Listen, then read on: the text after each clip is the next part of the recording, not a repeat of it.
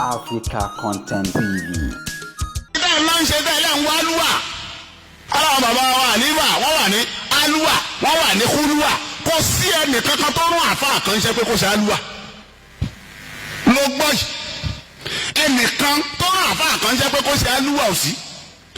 Aluha 40 days àwọn bàbá àníbà wọ́n wà l'Aluha àwọn bàbá ṣé wọ́n wà l'Aluha 40 days 3 months.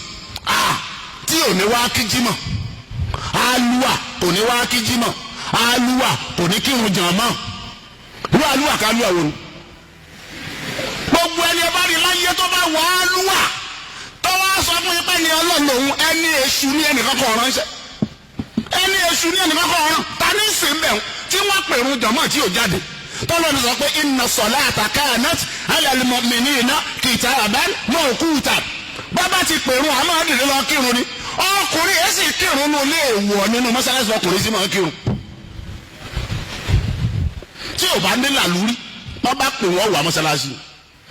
Ìwọ ò tẹ̀ láṣẹ Ọlọ́run o kọ̀rọ̀ sọ́lọ̀ lẹ́nu o wá lẹ́ra rẹ mọ́nú ní òun bá tẹ̀sùbá làìlàta ló rán lẹ́yìn irun ni wọ́n rán ẹ lásìkò òrun ẹnìkan rán l'Aluha. Àsìkò jímọ̀ tó làwa jímọ̀ yìí. Ó dà nísìn kí wọ́n má wá jímọ̀ lónìí. Kẹ́ẹ̀dù bàbá mi ọ̀nà bàbá ìmọ̀mù wà l'Aluha ṣáàdì sọ pé ayé ń ṣe lè mọ́mù.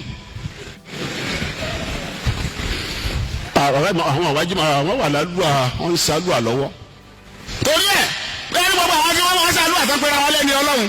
Ẹ wá wẹ lòmíì á wá ṣe Aluha tán á ní àwọn bàbá wa àlífà wọ́n fẹ́ jáde l'Aluha ìjọba ìlà ìṣègùn agbégijó wọ́n fẹ́ jáde. Àwọn jàmá rẹ̀